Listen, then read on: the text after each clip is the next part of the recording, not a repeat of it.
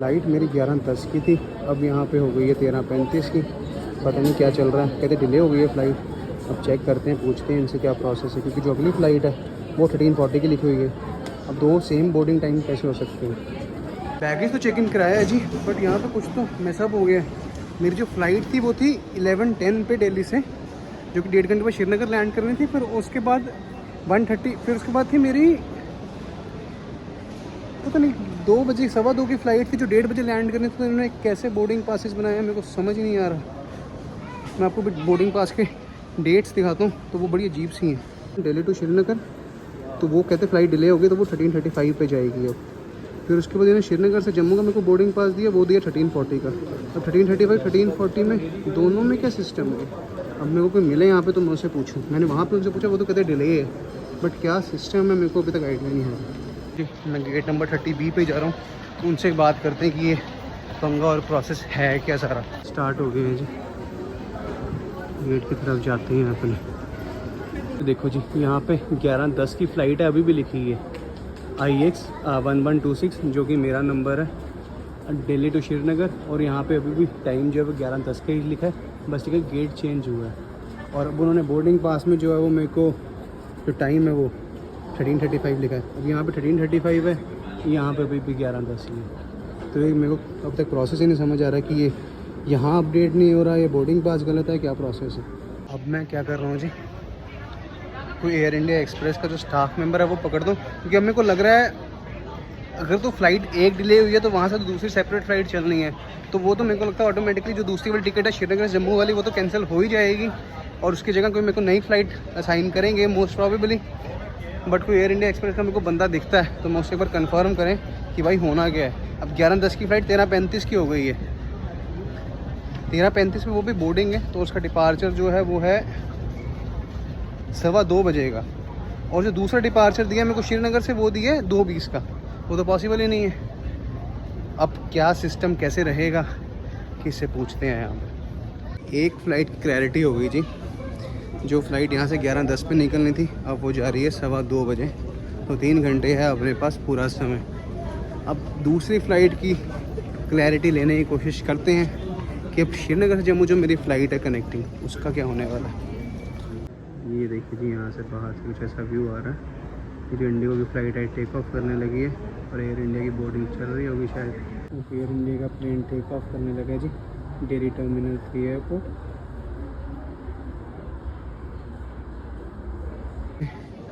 Clear कर लिया है जी कि क्या होने वाला है प्रोसेस। यहाँ पे उनके एक एम्प्लॉय थे एयर इंडिया एक्सप्रेस के, वो कहते हैं कि जी अब ये कनेक्टिंग फ़्लाइट है, अगर आपकी पहली फ़्लाइट से डिले हो रही है, जब आप श्रीनगर पहुँचेंगे तो वो ऑटोमेटिकली एयर इंडिया एक्सप्रेस वाले आपको मैनेज करके देंगे आपकी फ़्लाइट। अब वो कैसे मैनेज करेंगे, क्या करेंगे, वो सब कुछ वहीं पे होगा। अभी यहाँ पे हमारे पास समय ही समय है। अब 10:46 हुआ है जी, जो हमारी आप क्या कहते हो बोर्डिंग है वो 13:35 की लिखी हुई है इन्होंने। तो बोर्डिंग में भी नहीं करते भी कम से कम अभी 2 से 2.25 घंटे हैं। 1 घंटा यहाँ पे बैठते हैं, फिर उसके बाद फूड कोर्ट जाएंगे, कुछ खाएंगे, फिर फाइनल बोर्डिंग की लाइन में लगेंगे। ये सारा का सारा नीचे खाने के लिए कैफेटेरिया बनाया हुआ है। फ्लाइट डिले है तो आप यहाँ पे आराम से बैठ के खा सकते हो। हल्दीराम्स है, काफ़ी कुछ है। गेट के पास ही खड़े हैं जी, अब वेट कर रहे हैं। अब जो मेरी श्रीनगर जम्मू की फ़्लाइट होगी उसके मेरे को सीन लग रहा है क्या बनेगा। 60 नंबर गेट तक गया था, वापस 30 तक आ गया, घूम फिर रहे हैं। 3 घंटे से ज़्यादा डिले है जी, तो जो लंच है वो एयरलाइन ही सर्व करेगी, क्योंकि फ़्लाइट जो है जी वो 3 आवर्स से ज़्यादा का डिले है। तो ये हमें जो खाना है ये एयर इंडिया एक्सप्रेस की तरफ से ही आया है। अभी 11:45 का टाइम हो रहा है जी, अब आके बैठ गए हैं। इसमें प्रॉब्ली चने चावल आए हैं, वो कह रहे थे वहाँ पे खोल के चेक करते हैं और कुछ खाना ही खा लेते हैं। मैं वैसे सबवे के जा रहा था अभी, बट चलो ये आ गया तो ये खा लेते हैं। यहाँ पे फिर डिले कर दी है जी फ़्लाइट। अब यहाँ पे एस्टिमेटेड डिपार्चर टाइम आ रहा है 3:15 का। अब ना जी यहाँ पे बड़ा कंफ्यूजिंग सा माहौल हो गया हुआ है। एग्जैक्टली समझ नहीं आ रहा। अब जो गेट है वो वापस 34 कर दिए इन्होंने, और यहाँ पे जो टाइम है जो 2:15 का डिपार्चर था अब वो 3:15 का कर दिए। कह रहे हैं कि जो कोई फ़्लाइट जो जयपुर से आ रही है वो पता नहीं 1109 ऐसा कुछ, मैं नंबर नहीं पता मेरे को, वही 1126 बन के आगे जाएगी। अब वो जो जयपुर से फ़्लाइट है उसने भी टेक ऑफ करना है, दिल्ली लैंड होना है, फिर यहाँ पे जो थोड़े बहुत चेक्स होंगे, फिर उसके बाद वो फ़्लाइट आगे जाएगी। तो अब एग्जैक्टली जहाज़ कितने बजे जाएगा श्योरिटी नहीं मिल रही। बाकी ठीक है, एटलीस्ट ना पैसेंजर को क्लैरिटी नहीं है कि जहाज़ जाना कितने बजे है। 11:10 की फ़्लाइट थी, वो 11:10 सपोज़ करो 9 पौने 9 के आसपास एयरपोर्ट एंटर हो गया होगा, सारा चेक इन करके पहुँच गया। जब चेक इन किया तो पता चला कि जी फ़्लाइट लेट है। जब चेक इन पे फ़्लाइट लेट थी तो नया टाइम मिला 4:15, 4:15 के हिसाब से घूम रहे हैं। ओ सॉरी 4:15 नहीं, 1:15 1:35 का बोर्डिंग और 2:15 का डिपार्चर। अब बोर्ड पे नया डिपार्चर आ रहा है जी 3:15 का। अब आइडली जब पहली बार आप डिले कर रहे हो एटलीस्ट आप क्लैरिटी तो दे दो कि जहाज़ कितने बजे जाना है, उस हिसाब से जो पैसेंजर है वो प्रिपेयर्ड रहता है। अब मेरा तो फिर भी ठीक है, घूम फिर रहे हैं, क्योंकि लोगों को बहुत अर्जेंट भी पहुंचना होगा। तो जिन्होंने काफ़ी अर्जेंसी से ट्रैवल करना है, किसी को कोई काम है वहाँ पे, तो उनके काम तो सारे डिले हो गए ना। किसी ने अब जैसे मेरा है श्रीनगर से कनेक्टिंग जम्मू की है, अब वो कनेक्टिंग फ़्लाइट का क्या होगा। पैसेंजर सारे धीरे धीरे जब काउंटर के पास इकट्ठे हो रहे हैं, क्या प्रोसेस चल रहा है, कैसे चल रहा है, सब समझ रहे हैं, देख रहे हैं। ये देखिए जी पीछे लोग इकट्ठे होने लगे हैं, क्योंकि डेट टाइम फिर चेंज हो गया। लोग बैठे थे वो वेट कर रहे थे, किसी को 6 बजे से पहले पहुंचना है, तो वो बड़ा मैसअप हो रहा। अब प्रॉब्लम मेरा क्या हो रहा है जी, क्योंकि अगर यहाँ से फ़्लाइट 3:15 3:30 जाएगी तो उसके बाद आगे श्रीनगर से जम्मू के लिए फ़्लाइट बचेगी नहीं। तो यहाँ से मेरे को शायद कोई और फ्लाइट अरेंज करके दे रहे हैं ये लोग, जो डायरेक्टली दिल्ली से जम्मू की हो। वो देखते हैं क्या प्रोसेस चल रहा है। तो हो गया जी सिस्टम चेंज, कहते हैं दिल्ली होटल ले लो आज और कल अब हम आपको जम्मू भेज देंगे। फाइनली हुआ जी, अब हम एयरपोर्ट से वापस जा रहे हैं, जहाँ पे भी ये हमको एयर इंडिया वाले स्टे देंगे, वहाँ पे स्टे पे रुकेंगे और कल के बोर्डिंग पासेस किस हिसाब से आएंगे। अब वो शायद डायरेक्ट दिल्ली से जम्मू की फ़्लाइट भी आएंगे मोस्ट प्रोबेबली। अब वो कैसे कैसे प्रोसेस रहेगा, एक बार जाते हैं, क्या हमारी एग्ज़िट फॉर्मेलिटीज रहती है वो आपको बताते हैं और आगे देखते हैं। पहले मैंने यहाँ पे इनसे बात की थी कि जी श्रीनगर तो फ़्लाइट जा ही रही है, श्रीनगर जम्मू कोई फ़्लाइट नहीं है, तो अगर आपको रोकना तो श्रीनगर रोक दो। बट वो कहते हैं श्रीनगर पॉसिबल नहीं होगा, तो दिल्ली रुकना पड़ेगा। अब हम वापस जो पीछे सारे गेट्स हैं वहाँ से एग्ज़िट कर रहे हैं, अब नीचे जा रहे हैं, कैसे कैसे जाते हैं देखते हैं। ये अब हम आ गए हैं जी, इसको सिक्योरिटी होल्डिंग एरिया है यहाँ पे। अब यहाँ पे उनका एक बंदा आएगा, हमें लेके जाएगा।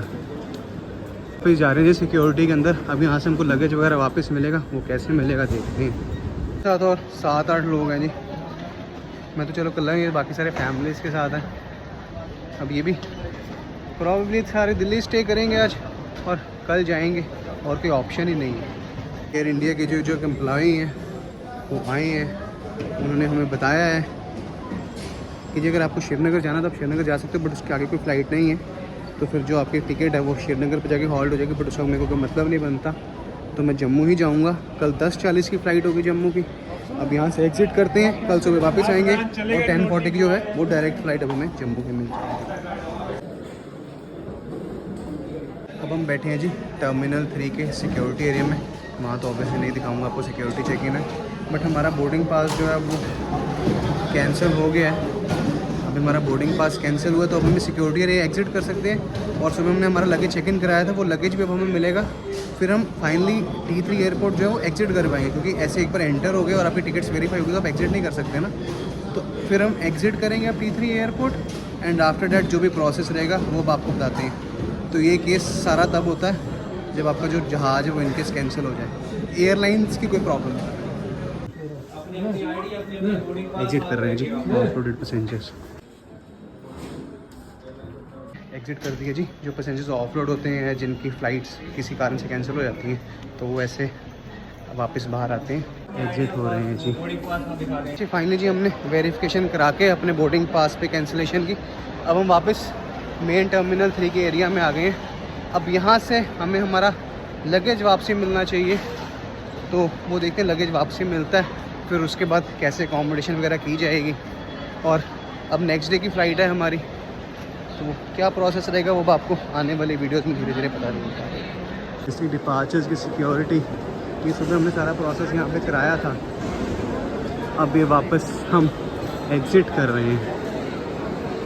यहीं पे हमने जी अपना सुबह सामान जो है वो चेक इन कराया था। अब यहीं से मोस्ट प्रॉब्ली जो लगेज है वो अगर जमा हुआ होगा ट्रॉली बेल्ट्स का तो वो घूम फिर के अब यहीं आएगा और यहाँ से फिर हम वापस जाएंगे। मैं पूछ रहा था कि जी जहाज़ जो है वो डिले हुआ क्यों? प्रॉब्ली कहते कि जो प्लेन था वो गोवा था, गोवा से जयपुर आना था, जयपुर से फिर दिल्ली आना था, इसके बीच में ही कहीं डिले हुआ जहाज़, तो वो डिले भी 3 साढ़े 3 4 घंटे के आसपास का होगा।